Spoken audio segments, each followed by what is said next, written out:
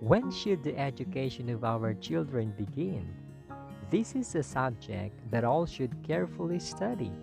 It is to be our primary business, for the future of our children largely depends upon it. Parents send their children to school, and when they have done this, they think they have educated them. But is this right? Education is a matter of greater breadth than many realize. It means more than a course of study at school.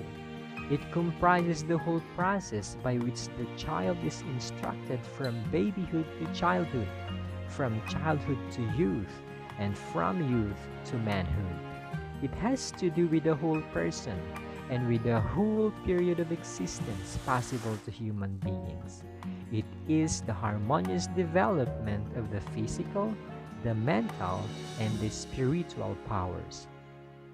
One of the first lessons a child needs to learn is the lesson of obedience, something that they can let their little ones have their own way in their babyhood. And when they get older, they will reason with them. But this is a fatal mistake.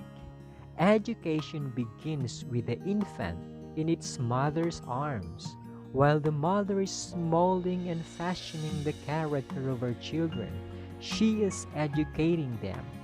Before he is old enough to reason, he may be taught to obey. It is here that the mind is the most impressible and the lessons are remembered.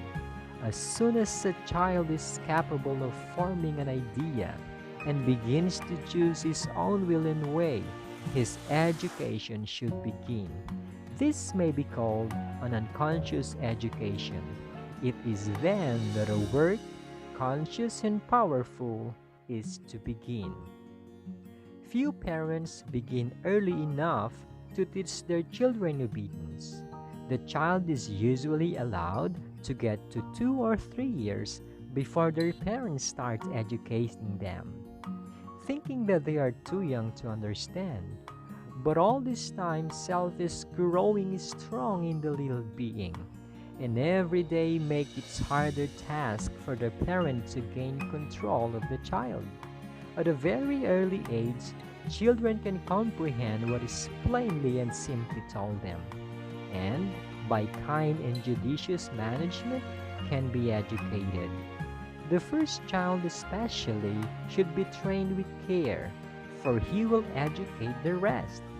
Children grow according to the influence of those who surround them. If they are handled by those who are noisy and boisterous, they become noisy and almost unbearable. In a great degree, the education of our children begins from us, their parents.